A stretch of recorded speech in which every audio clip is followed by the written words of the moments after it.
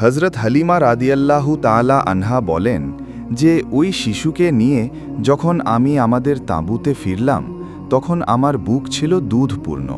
শিশুটি তৃপ্তি সহকারে দুধ পান করল। আমার নিজের শিশুটিও পেট ভর্তি করে দুধ পান করল। তারপর তারা উভয়েই নিরুদ্বেগে ঘুমিয়ে পড়ল। অথচ এর পূর্বে আমার শিশুটি ক্ষুধার তাড়নায় কখনো ঘুমাতে পারত না।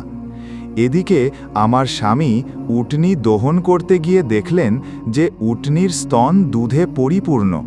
তিনি এত বেশি পরিমাণে দুধ দহন করলেন যে আমরা তা তৃপ্তি সহকারে পান করলাম। খুবই আরামে আমাদের রাত কাটল। প্রত্যুষে আমার স্বামী বললেন, আল্লাহর কসম, হালিমা, তুমি নিশ্চয়ই একটি বরকতপূর্ণ শিশু লাভ করেছ। আমি বললাম, আমারও তো তাই মনে হচ্ছে। হালিমা বলেন, অতঃপর আমাদের কাফেলা যাত্রা করল।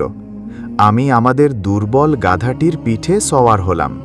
শিশুটি আমার কোলে ছিল। এবার গাধাটি এত দ্রুত বেগে চলল যে কাফেলার সকল গাধাকেই ছাড়িয়ে গেল। তখন কাফেলার মহিলারা অবাক হয়ে বলল, হে আবু জোবায়ের দুহিতা, এটা যে বড়ই আশ্চর্য ব্যাপার। যে গাধায় সওয়ার হয়ে তুমি এসেছিলে, এটা কি সে গাধা? আমি বললাম, হ্যাঁ, সেটি। শুনে তারা বলল, তাহলে নিশ্চয়ই এর মধ্যে বিশেষ কোনো ব্যাপার রয়েছে। এরপর আমরা বনু সাদ গোত্রে স্বগৃহে চলে এলাম।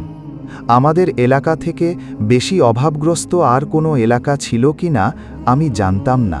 যা হোক, আমাদের ফিরে আসার পর বকরিগুলো চারণভূমি থেকে ভরা পেট এবং ভরা স্তন্যে ফিরে আসত। আমরা দুধ দহন করে পান করতাম, অথচ অন্য কেউ দুধ পেত না। তাদের পশুদের স্তন্যে দুধই থাকত না। রাখালদেরকে আমাদের কওমের লোকেরা বলতো, হে হতভাগারা, তোমরা তোমাদের বকরি সে এলাকায় চারাও যেখানে আবু জোবায়ের দুহিতা তার বকরি চড়ায়। কিন্তু দেখা গেল যে সেখানে চড়িয়েও তাদের বকরি খালি পেটে ও শূন্য স্তনে ফিরে আসত। এক ফোঁটা দুধও তাদের স্তনে পাওয়া যেত না। অথচ আমার বকরিগুলো ঠিকই ভরা পেটে ও ভরা স্তনে ফিরে আসত।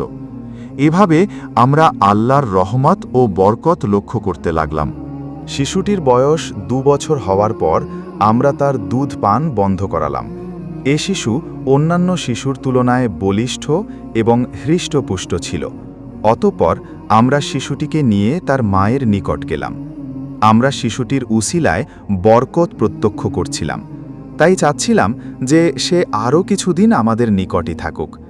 আমি এই ইচ্ছের কথা শিশুর মাকেও জানালাম এবং